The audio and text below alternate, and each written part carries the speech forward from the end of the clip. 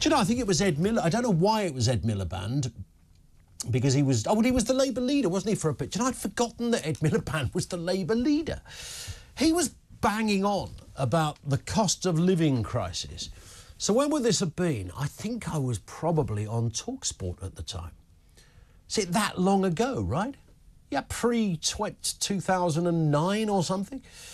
Banging on about the cost of living crisis, or 2012, whatever it was in that area. And I remember thinking, this had come off the back of Labour being in charge when the entire economy absolutely melted. Now, we can argue that it was a global meltdown. It was the financial markets, it was Fannie Mae and all of that. And it was a terrible time, a torrid time. And half an hour later, he blamed the Tories, a cost of living crisis. But what I remember thinking at the time is that people started using the phrase a cost of living crisis. I think back in the 70s, when, you know, I was a kid of the 70s, when people had naff all, people didn't really call it a cost of living crisis. They just called the times were a bit tough. You just made it work. You were never expecting money to come from elsewhere anyway. So the idea of talking about a cost of living crisis, which implies there's going to be a change at some point in the future, didn't really work. It was just how it was. You put a name to it, the cost of living crisis, and you end up in that sort of irredeemable danger zone where you talk yourself into something. And the enemy of any economy or economic growth is always confidence. So if you start telling everybody they're in a cost of living crisis, it sort of begins to stick. And they've continued this ever since, and they now blame the Tories. There's a cost of living crisis because of the wicked Tories. Clearly not everybody had a cost of living crisis or is still having one. But we are told we are turning a corner. Or are we? So listen to some of this. Retail sales have seen their strongest growth in 6 months. This is shoppers updating the winter wardrobe, getting the kids back to school, meaning buying uniforms and computers and the like. I don't know how many people buy a computer just to go back to school, but you take the point. Retail is usually a pretty good barometer, but it's not the only one. The number of mortgage approvals made to home buyers jumped to a 2-year high in August. That's according to Bank of England figures. So at a 2-year high, mortgage approvals. And at the same time, we know that house prices are going up. Now, I've always been a little hesitant when we celebrate house price. Something that's twice the price that it should be should not be the cause for celebration when it goes up. But let's take it in good faith that this is a barometer of economic improvement. So we've got retail sales up, mortgage approvals up, and one would assume that within that stat of mortgage approvals, some of those are first-time buyers and young people who we're constantly told will never ever buy a house. And we've got house prices going up. But then again, we have food prices going up. We have energy prices going up. But then again, more people took summer holidays this year.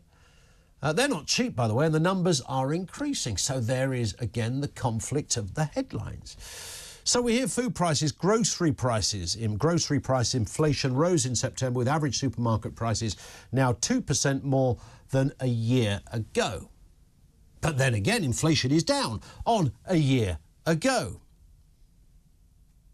The sales of TVs have slumped, apparently. But then again, we're also hearing that there are better business in other elements of the retail. So this is a completely contradictory, confusing story. And the question, I suppose, well, I guess there's two. Is the cost of living crisis over? And I guess it depends on how you define a cost of living crisis. So energy bills are about to go up again. I don't know why they ever came down, because even when they came down, we knew they were going to go back up again. Maybe just keep them where they are so we don't get all excited for about half an hour before they put them back up. We're now defining anything that goes up as a crisis, all right? Stuff has always gone up, but also stuff is really expensive. I guess the two questions here. One, is the cost of living crisis over, generally speaking? But the other way around to look at this is, what is your cost of living crisis? I'm getting a sense, and it's a feeling, and I can't fully qualify the feeling, but I think there's a lot of factors involved in it, from talking, anecdotal evidence, talking to mates whose work is kind of steady, the pay rises are not forthcoming.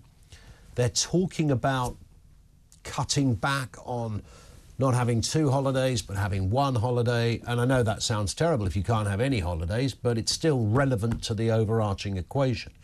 I'm sensing there's something more around the corner. Now, I don't want to be the person that talks ourselves into this, because I genuinely believe you can. If you keep saying stuff enough, cost of living can't afford anything. Anecdotally, of course, you go out on a Friday night and everywhere is still rammed. Same on a Saturday, often on a Tuesday. You see crowds of people in shopping centres and retail parks and the like, doing their shopping. People are still spending, whether it's in cash, on the plastic, on credit, whatever it happens to be. So what is, can I put it this way, what is your cost? Where are you sensing that there is still an issue and life ain't quite as... I mean, I just find shopping is, for food, is ridiculous. I mean, it's just stupid. And then, of course, we do what I think a lot of families do, and that's that there's the sort of big shop you do once a week, and you know when you nip in, you know, phrase, I'm just going to nip into Tesco. Went into Tesco, did this Saturday. My little boy had his mate around for a play date. I thought I'd get them some snack, they'll have a snack and all the rest of it. Or while I'm there, I'll get this. 40 quid later, so hang on a second. It's another 40 quid on top of, you know, we'd done the shopping for the week. That was done, pretty much. There's another 40 quid. That night, I think we got a takeaway that night. So there's another 40 quid. You just kind of add it all in there. Took the kids trampolining. There's another 40. Wow. I don't know what that is. I don't know what the name for that is. But I'm not the only person. Yeah, you go trampolining with the kids. That's like 18 quid a kid or something crazy like that, to bounce up and down on a bit of plastic. And the place is rammed to the gills. It's full. It's not all posh people bouncing with their kids, by the way. So it is a confusing picture. Is the cost of living crisis over, or are you sensing there's something more going on? I remember, and I've said this before, taking a call from, it was a brilliant call, and it was just a guy that during sort of 2008, the financial crash, and he said, I knew something was up when I was delivering like timber. I think he worked for like, I don't know, Travis Perkins or whatever, one of those, Sandal Perkins, a merchant of some kind. So he was delivering stuff to building sites, and he said, I'd regularly go into these building sites with my lorry ready to drop off some, you know, beams or something, and I'd see these signs saying, you know, move into this house for 500 quid. And he said, I thought, what brand new, 500 quid, move into it? You know, they were giving the stuff away, weren't they? They were giving stuff away. Credit cards, you know, when they'd send you the application that was already filled out, and all you had to do was sign it and send it back. Here's a credit card, you've got $1,000 to spend.